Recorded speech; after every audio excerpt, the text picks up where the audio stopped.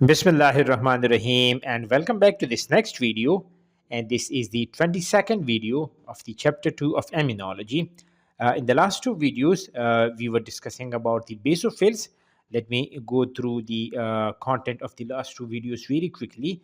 I've told you that basophils, they belong to the granulocytes, and they are very important in the allergic and in the parasitic infection. We discussed about the origin and the development of the basophils.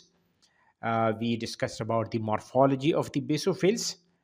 Then we discussed about the granules and the important content that are present in the granules of the basophils.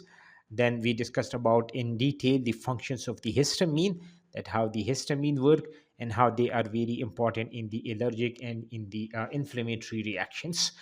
Then we discussed in detail how the histamine work through the receptors, and I've told you about the important immunological histamine receptors, which was the histamine receptor 1 and the histamine receptor 4.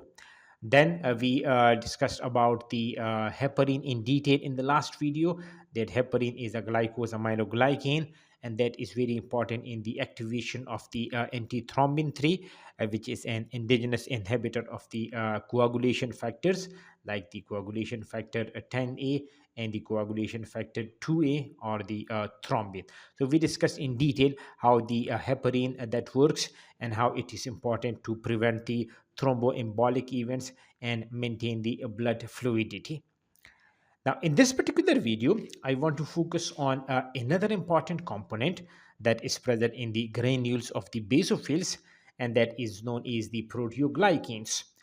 Now, if you look at the structure of the proteoglycan is actually a mixture of two components, the proteins and the glycosaminoglycan.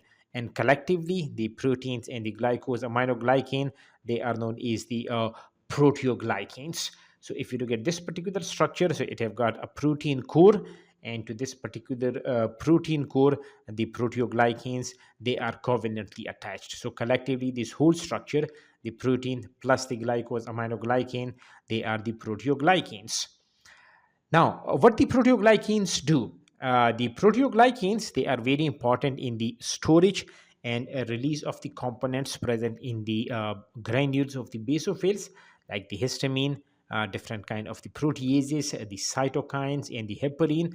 I have a detailed discussion on these two components in my last video. So these proteoglycans, they are very important for the storage of these mediators. Secondly, these proteoglycans, they are very important in the stabilization and the regulated release of the inflammatory mediator. What I mean by that is that these proteoglycans, they are making it sure that the heparin, histamine, for example, that will only be released when the basophils, they get activated, and in case of the inactivation, this particular mediator that will remain in the granules, so that they do not exert their immunological functions because they are not required at that particular moment. If you talk about the basophils, you are going to see a lot of receptors on the surface of the basophils. And let me tell you about some of the important receptors that are present on the surface of the basophils. So if this is a basophil, on the surface of these basophils, you have got a variety of the receptors. For example, one class of the receptors that you see on the surface of the basophils, they are known as the cytokine receptors. And if I give you some of the important examples of the cytokine receptors, that would be the interleukin receptor 3, the interleukin receptor 4, 5, 9, and 13. What these cytokine receptors do is that they are responsible for binding to the cytokines. For example, the interleukin 3, that would be one of the example of the cytokines that is going to bind to this interleukin 3 receptor. Similarly, you can have the interleukin 4 as a cytokine, as a ligand, and it is going to bind to the receptor present on the surface of the basophil, which would be the interleukin receptor 4. So you have got the cytokine receptors to which the cytokines, they bind. Now, from where the cytokine comes, they usually come from the inflamed tissue, and they can also come from the other immune cells present in the surroundings of the inflamed tissue. So when the cytokines, they bind to this particular receptor, the binding of the cytokine that actually lead to conformational changes in the structure of these receptors.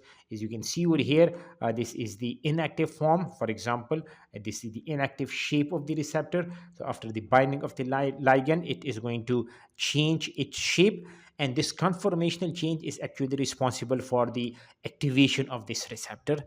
Now, when this receptor gets activated, it is going to lead to a signaling cascade. Of course, I'm not going to go into the details of that particular signaling cascade because that is not the scope of this particular video.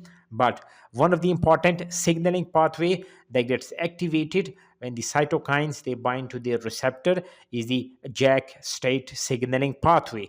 And this particular JAK state signaling pathway is very important for the degranulation of the granules of the basophils. So when the granules they get degranulated, they are going to release their component, they are going to exert their immunological function. Another important pathway that gets activated when the cytokine receptors they get activated is the MAPK signaling pathway, and this particular signaling pathway is very important for the cell division. Thereby, you can increase the number of the immune cells.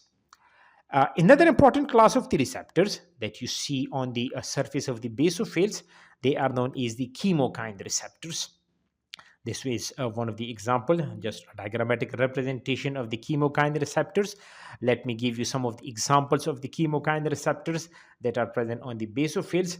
One of the example that would be the CXCR1 receptor. Another one that would be the CXCR2 receptor. Now, to these receptors, the chemokines they bind.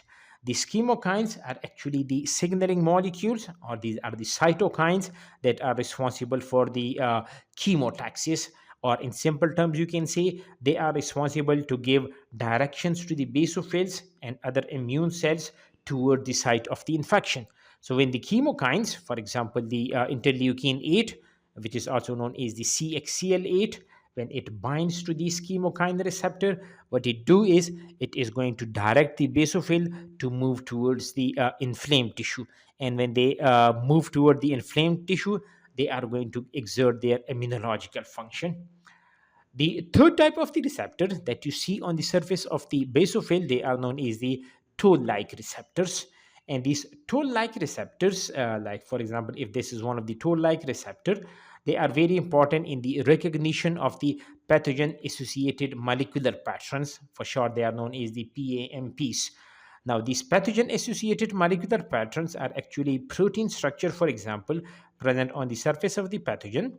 So when these pathogen-associated molecular patterns, they interact with these toll-like receptors, the toll-like receptors, they are going to get activated. This is one of the PMPs, and this is the toll-like receptor. So when they interact with each other, the toll-like receptor is going to get activated, and once that get activated, it is actually responsible for the production and release of the cytokines, for example, the interleukin 4, the interleukin 13, or the tumor necrosis factor.